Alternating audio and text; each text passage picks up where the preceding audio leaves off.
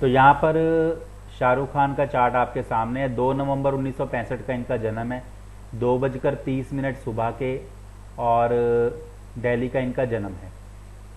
तो जैसे कि हमें मालूम है कि इनकी जो अभी प्रॉब्लम चल रही है संतान के मामले में, इनको देखा जाए तो हम कहते हैं कि संतान सुख, जैसे पंचम भाव संतान का होता है तो चौथा भाव उसका जो होता है व्यय भाव होता है। और यदि चौथा भाव एक्टिव हो तब ये होता है कि संतान के मामले में सुख की कमी आती है। चाहे संतान हो तब भी ऐसी स्थिति देखने में आती है, संतान नहीं हो तब तो ऐसी स्थिति होती है। तो इन शॉर्ट मैं ये थोड़ा जल्दी बताऊंगा कि जैसे शनि राहु की दशा चल रही है, और यदि आप देखें शनि जो है राहु के नक्षत्र में, यहाँ पे आपको चौथा भाव दिखाई देगा और उपनक्षत्र पर भी चौथा भाव दिखाई देगा। तो चौथा भाव जो होता है वह संतान के मामले में व्यय भाव हो गया। और अंतरदशा स्वामी और प्रत्यंतर दशा स्वामी राहु है। राहु यदि देखे तो चौथा भाव, चंद्र के नक्षत्र में 5-12 होता है संतान से संबंधित दिक्कत परेशानी, और उपनक्षत्र लेवल पर भी जो है चौथा भाव जो है वो दिख रहा है। तो ये कुछ ना कुछ कंट्रोवर्सी है जो इनके पुत्र के साथ जुड़ी हुई है। और चौथा भाव यदि आप देखेंगे तो इनके काफ़ी आप देख सकते हैं उपनक्षत्र लेवल पर भी चौथा भाव 3 के साथ लगभग आपको ज़्यादा दिखाई देगा। तो कहने का मतलब ये है कि संतान के मामले में इनको अभी तो चलो जो दिक्कतें चल रही हैं या ऐसी दिक्कतें शायद आगे भी चलती रहें। अब क्योंकि इतनी अगर मान लो चलो बेल होती है, वॉट एवर जो भी होता है, इतने पीरियड में ही एक मनोदशा जो है किसी की बहुत हद तक बदलती है, और या तो वो पूरी तरह से और ख़राब स्थिति में जाती है या इसके अलावा कुछ और स्थितियां भी हो सकती हैं। तो वो तो आने वाला वक्त बताएगा। लेकिन ये है कि अभी जो शाहरुख को दशाएं चल रही हैं उसके अकॉर्डिंगली चौथा भाव आप देख सकते हैं किस प्रकार से एक्टिव है, और शनि राहु के पीरियड में भी चौथा भाव एक्टिव है। संतान के मामले में पीड़ा, संतान के मामले में कष्ट जो है वो दिख रहा है। और शनि राहु क्योंकि आप देख सकते हैं सिंह लगन की कुंडली है, तो सिंह लगन की कुंडली है तो मैंने ये पहले भी बताया था, जब भी सिंह लगन या करक लगन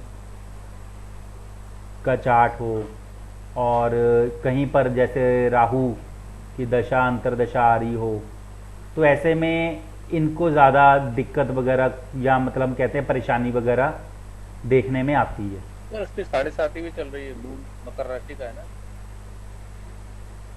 जी 7.5 भी चल रही है जी। मकर राशि। खैर हम उस तरफ उतना नहीं जाते हम तो, क्योंकि केपी के अकॉर्डिंगली सिग्निफिकेटर के अकॉर्डिंगली देखते हैं। तो चौथा भाव यहाँ पर आप देख सकते हैं जी। सर एक चीज बताइए, इसके चार्ट में 2, 6, 10, 11 इतने तो एक्टिव है नहीं। बिल्कुल है, मैं अभी बताता हूँ आपको। देखिए लगन का उपनक्षत्र है गुरु, 1, 2, 3, 6, 10, 11 ये भाव जो होते हैं किसी को अच्छे पैसे के लिए या अच्छा पैसा, देखिए ऐसा नहीं है कि शाहरुख ने स्ट्रगल नहीं की है, इसने भी शुरू में यदि देखे फौजी नाटक या कुछ सीरियल्स में आया, फिर उसके बाद फिल्मों में आया, तो काफ़ी लंबा दौर भी रहा है। हाँ ये है कि अब वो शोहरत जो है सिर चढ़कर बोली है, तो वो किसी के पास भी बहुत अधिक पैसा आ जाए तो ऐसी शोहरत सिर चढ़कर भी बोलती है, जो हमें कई बार देखने पर स्टेज शो में या कई अकैयन पर जैसे हम देखते हैं दूसरी सेलिब्रिटीज़ के साथ जिस तरह से भी व्यवहार रहा, चाहे अच्छा रहा चाहे अच्छा नहीं रहा, वॉट एवर जो भी है। तो अब यहाँ पे लगन का उपनक्षत्र देखे गुरु है, दूसरे का उपनक्षत्र देखे बुध है, तीसरे का उपनक्षत्र मंगल है, छठे का उपनक्षत्र सूर्य है, उसके बाद दशम का उपनक्षत्र शुक्र है, 11वें का शनि है। सबसे पहले गुरु को लें। गुरु ऐसे ग्रह के नक्षत्र में है जो 2, 10, 11 दिखा रहा है। कहने का मतलब ये था कि 1, 2, 3, 6, 10, 11 इन भावों के उप नक्षत्र स्वामी ऐसे ग्रहों के नक्षत्र में हों जो इन्हीं भावों को दर्शा रहे हों, तब हम कह सकते हैं कि ऐसे जातक जो होते हैं लखपति, करोड़पति, काफी धनी होते हैं, अच्छा पैसा होता है। और 2, और 3, 6, 10 और 11। जी, और इसके अलावा यदि हम देखें तो जैसे हम कहते हैं 3 क्यों लिया आपने? 2, 6, 10, 11 तो तीसरा भाव एक अपनी हिम्मत शक्ति का होता है, एबिलिटी का होता है, हमारी बोलचाल का होता है, कम्युनिकेशन का होता है, लोगों से बातचीत करने का, और जो हमारी हिम्मत शक्ति है, तीसरा भाव हमारी कम्युनिकेशन है। ये तो बिल्कुल बहुत ज़्यादा इंपॉर्टेंट भाव है, ये भी तीसरा भाव, इसको कम नहीं आंकना चाहिए, सामर्थ्य है हमारा।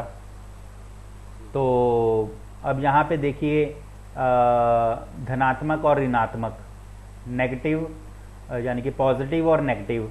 तो मेष जो है वो धनात्मक है, पॉजिटिव है, वृषभ जो है ऋणात्मक है, नेगेटिव है। तो आप ये देखिए 1, 3, 5 और उसके बाद 7, 9, 11, इसमें आपको ज़्यादा शायद ग्रह दिखाई दें। 1, 3 में गुरु आ गया, जो ये मैं राशि की बात कर रहा हूँ, मतलब पॉजिटिव और नेगेटिव के अकॉर्डिंगली। तो जो गुरु है भाग्य का स्वामी, ठीक है, और उसके बाद 5, फिर 7 में सूर्य आ गया लगन का स्वामी, और 9 शुक्र आ गया, और शुक्र जो है कर्म स्थान प्रोफेशन का। गुरु भाग्य का स्वामी तो मंगल है। सॉरी, भाग्य पंचमेश, पंचम का स्वामी कहना था मुझे, मैं गलत बोल गया। पंचम का स्वामी है तो त्रिकोण स्वामी है ना, तो लगन, पंचम, नवम, ठीक है। तो अब यहाँ पर ये देखिए कि भाग्य का स्वामी मंगल जो है दशम भाव को देख रहे हैं, और इसके अलावा दशम का स्वामी जो है वो शुक्र जो है पंचम में है। सर ऐसे बोलते हैं कि केंद्र का स्वामी त्रिकोण में, त्रिकोण का स्वामी केंद्र में, बिल्कुल, वो राजयोग दिखाता है, तो ये दोनों चीज होगी। बिल्कुल। और उसके अलावा ये देखिए कि लगन का उपनक्षत्र गुरु है ऐसे ग्रह के नक्षत्र में जो 2, 10, 11 भावों को दर्शा रहा है, ठीक है। उसके बाद दूसरे भाव का उपनक्षत्र स्वामी बुध है, बुध जो है ऐसे ग्रह के नक्षत्र में है जो छठे भाव को दर्शा रहा है। तो 7वां भाव भी जो है एक तरह से प्रोफेशन को या कारोबार को शो करता है। तो ऐसा नहीं, एक्टिंग के अलावा भी इनके कई कार्य हो सकते हैं या कई जगह पैसा इन्वेस्ट किया हो सकता है।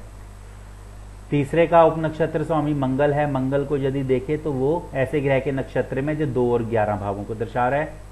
छठे भाव का उपनक्षत्र स्वामी सूर्य है, सूर्य ऐसे ग्रह के नक्षत्र में है जो 2, 10, 11 भावों को दर्शा रहा है। इसमें तीसरा भाव भी है 2, 3, 10, 11। और उसके बाद यदि हम देखते हैं दशम का उपनक्षत्र स्वामी शुक्र जो है, शुक्र ऐसे ग्रह के नक्षत्र में है जो 2, 6, 11, 2, 3, 6, 11 इन भावों को दर्शा रहे हैं। और उसके बाद 11वें भाव का उपनक्षत्र स्वामी जो है शनि, शनि को यदि हम देखते हैं तो वो ऐसे ग्रह के नक्षत्र में है जो 2, 3, 10, 11 भावों को दर्शा रहे हैं। तो लगभग हम कह सकते हैं कि इनके जो ये भाव हैं 1, 2, 3, 6, 10, 11, इनके उपनक्षत्र स्वामी ऐसे ग्रहों के नक्षत्र में है जो धन, सामर्थ्य, प्राप्ति, लाभ, इनमें से लगभग अधिकतर भावों के कार्यश है। और राहु को भी एक तरह से ये एक्टिंग की दुनिया के लिए एक अच्छा ग्रह माना जाता है। राहु 10 में है ना फिर से? जी हाँ, राहु जिसके 10 में, दुनिया उसके 10 में। कई पॉलिटिशियंस के राहु केतु चौथे और दशम भाव में। हमारे गुरुजी हमेशा बोलते थे दो ही चीज कि राहु जिसके 10 में, दुनिया उसके 10 में। फिर वो साम दंड भेद लगा के कैसे भी अपना काम निकालते। बिल्कुल बिल्कुल। और खेत छुड़ाए खेत, अगर केतु 10 में है तो वो मतलब उसका जॉब छूटता ही रहेगा। खेत छुड़ाए खेत जी, पहले के लोगों की आजीविका खेती बाड़ी होती थी। बिल्कुल। तो यहाँ पर इनके चार्ट से हमने 2 चीज़ें देखी हैं। एक तो जो इनको संतान के संबंध में आप देख रहे हैं चौथा भाव कितना एक्टिव है। वही बात होती है जी, करोड़ोंपति हों, अरबोपति हों, जब संतान के मामले में वो फिर सारे के सारे सुख धरे के धरे रह जाते हैं, चाहे जितनी बड़ी बुलंदियों पर हो कोई। संतान के मामले, संतान पर ही हर आदमी, चाहे वो छोटा है बड़ा है, एक तरह से संतान से ही धोखा खाता है, सबसे बड़ी चोट ही उससे मिलती है। तो यहाँ पर ये स्थिति हमें पता चलती है। अब हम आते हैं, साथ ही मैं, क्योंकि आज टॉपिक ही मैंने कुछ अलग तरह का देखने का सोचा, तो अब ये देखिए, ये आर्यन खान का चार्ट है। 13 नवंबर 1997 का जन्म है, 1:30 और कंबाला हिल का जन्म है। अब लगन में ही राहु है। और ये भी देखिए कि सिंह लगन का चार्ट है, लगन में ही राहु है। और इनके यदि चार्ट में देखें तो चंद्र पॉजिटिव, उसके बाद ये राहु सिंह में है, सूर्य तुला में है। ये देखिए सूर्य की स्थिति, बुध जो है वृश्चिक में है, शुक्र और मंगल जो हैं धनु में है, गुरु की स्थिति मकर में है, और शनि जो है मीन में है, केतु जो है कुंभ में है। पर सर जुपिटर इतना बुरा इफेक्ट नहीं देगा ना, क्योंकि हाउस चेंज हो गया सैटर्न के साथ उसका। हाँ, वो तो चलो बिल्कुल हाउस एक्सचेंज हो गया, तो इनके अकॉर्डिंगली अदला बदली। लेकिन हाँ, लेकिन वो शनि मीन में आ गया और गुरु जो है मकर में आ गया। लेकिन फिर भी वो देखा जाए तो पंचमेश जो है छठे भाव में है। हाँ जी सर। और बाकी इसके अलावा देखें तो अभी जैसे कि शुक्र की महादशा और बुध की अंतर्दशा चल रही है, और प्रत्यंतर दशा शुक्र बुध गुरु। शुक्र महादशा, बुध की अंतर्दशा, और जून के बाद से, और गुरु की प्रत्यंतर दशा है 25 अक्टूबर तक। तो शुक्र बुध गुरु, इन तीनों की स्थिति क्या दिख रही है?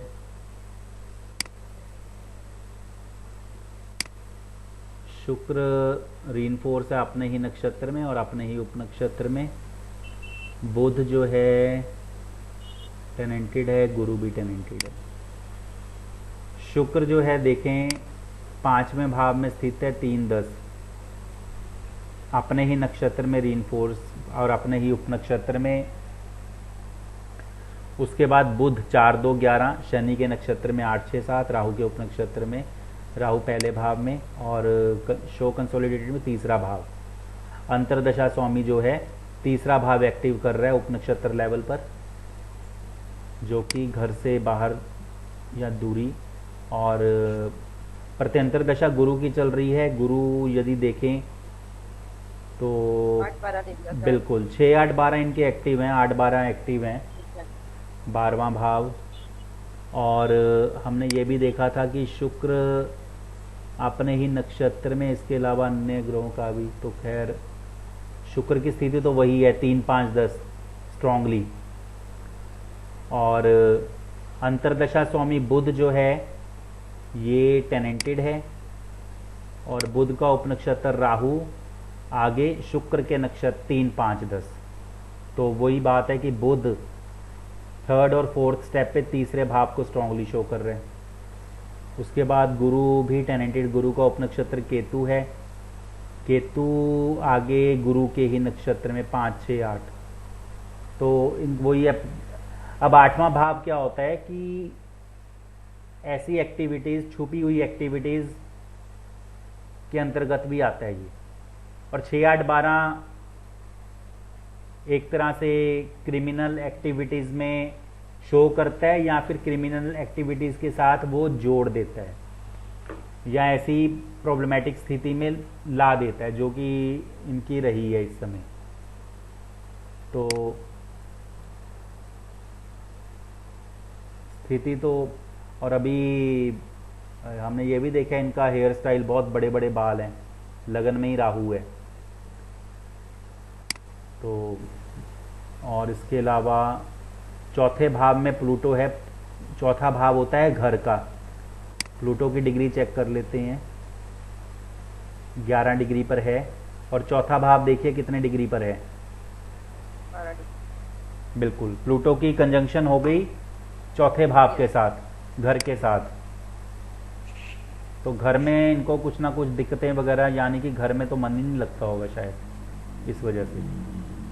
और यूरेनस, जुपिटर, नेपच्यून, ये तीनों में इनकी भी स्थिति देख लेते हैं।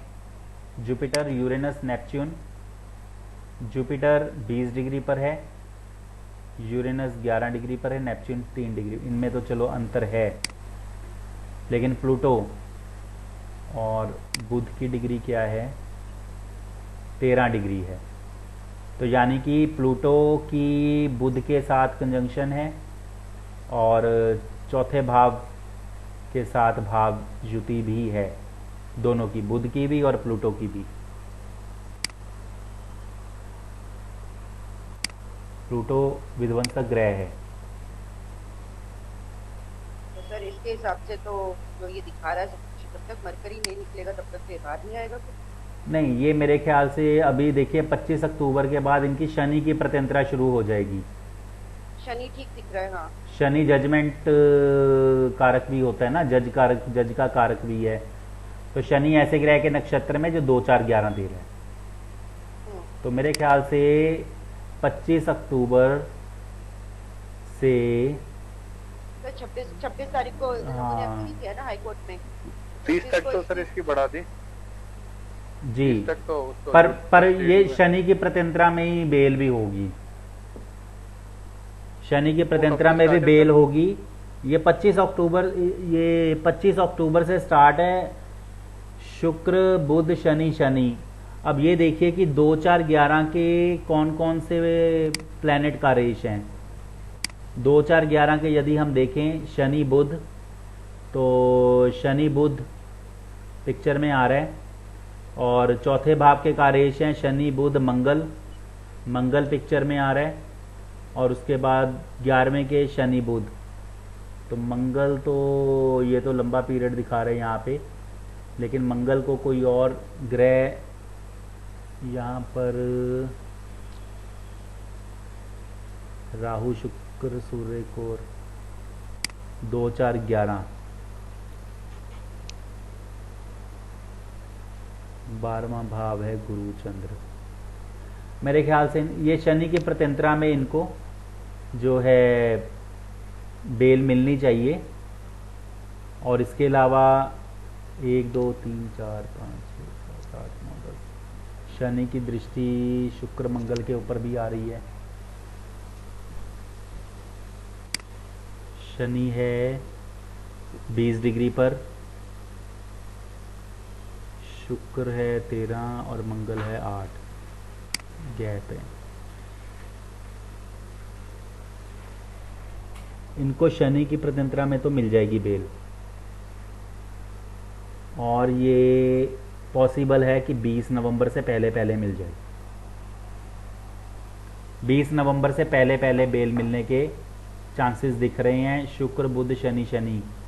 उसका रीज़न ये है कि शनि की प्रत्यंतरा शुरू होगी और सूक्ष्मा भी शनि की 20 नवंबर तक, और शनि जो है बुध के नक्षत्र में 2, 4, 11। और ये ऐसा भी है कि ये बेल वगैरह मिलेगी, उसके बाद ये फिर भी इनकी भागदौड़ तो लगी रहेगी। तो यहाँ पर ये स्थिति तो इनकी पता चल रही है हमें। अब बाकी ये है कि आर्यन खान की बेल के संबंध में हम देख लेते हैं कि शुक्र, बुध, शनि, शनि का पीरियड ही फेवरेबल दिख रहा है, तो क्या इसमें बेल मिलती है।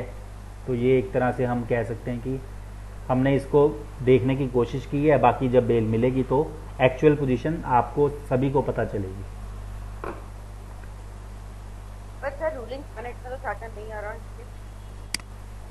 नहीं, आप यहाँ पे देख रहे हैं, हाँ। यहाँ ये तो जन्म समय के रूलिंग ग्रह हैं। ये जन्म समय के रूलिंग ग्रह हैं। अच्छा ओके। हाँ, जन्म समय के हैं। अगर मान लो जिस समय हमने चार्ट लिया उस समय के रूलिंग ग्रह देखने हैं।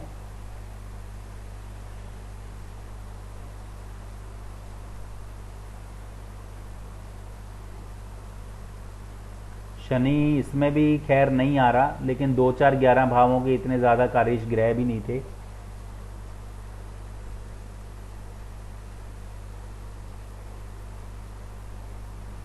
शुक्र शुक्र गुरु गुरु शुक्र मंगल राहु, शुक्र गुरु मंगल राहु यही आ रहे हैं। खैर हम दशा अंतरदशा के हिसाब से देखते हैं, और ये अभी आने वाले टाइम में ही हमें पता चलेगा एग्जैक्ट।